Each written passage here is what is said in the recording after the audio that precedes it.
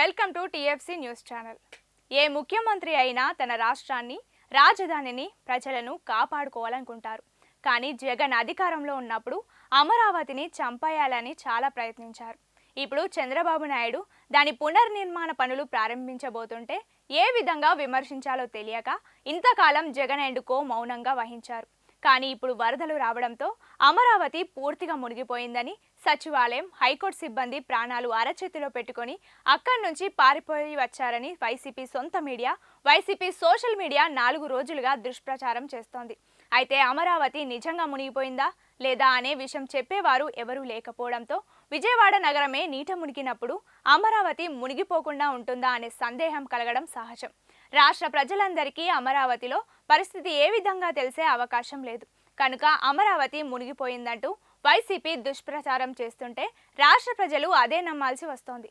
కానీ భవ్య అనే పేరుతో సోషల్ మీడియాలో సామాజిక అంశాలపై రీల్స్ పోస్ట్ చేసే ఓ యువకుడు సెప్టెంబర్ 1వ తేదీన అంటే భారీ వర్షాలు కురుస్తున్న సమయంలో ప్రకాశం బ్యారేజ్ నుంచి కొండవీటి వాగు వద్ద ఏర్పాటు చేసిన లిఫ్ట్ ఇరిగేషన్ పంప్ హౌస్ మీదుగా అమరావతి కోర్ సిటీ అంతా తిరిగి తన మొబైల్ ఫోన్లో షూట్ చేసి ఆ వీడియోను సోషల్ మీడియాలో పోస్ట్ చేశారు.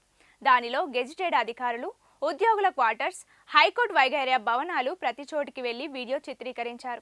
ఆ వీడియో చూస్తే అమరావతిలో చుక్కనీరు రోడ్లపై నిలిచిలేదని స్పష్టమవుతోంది. పైగా వర్షం పడడం వలన రోడ్లన్నీ కడిగినట్లు అద్దంలా మెరిసిపోతున్నాయి. అమరావతి వరద నీటిలో మునిగిపోయిందని, అది రాజధానికి పనికిరాదని ప్రదేశమని సాక్ష్య మీడియా, వైసీపీ సోషల్ మీడియాలో చేస్తున్న దుష్ప్రచారం నిజమా కాదా అని తెలుసుకునేందుకు తాను కోర్ క్యాపిటల్ ప్రాంతాలలో తిరిగి ఈ వీడియో చిత్రీకరించినట్లు చెప్పారు. వైసీపీ దుష్ప్రచారాన్ని ఖండించేందుకు ఆయన ఇంత శ్రమించి ఈ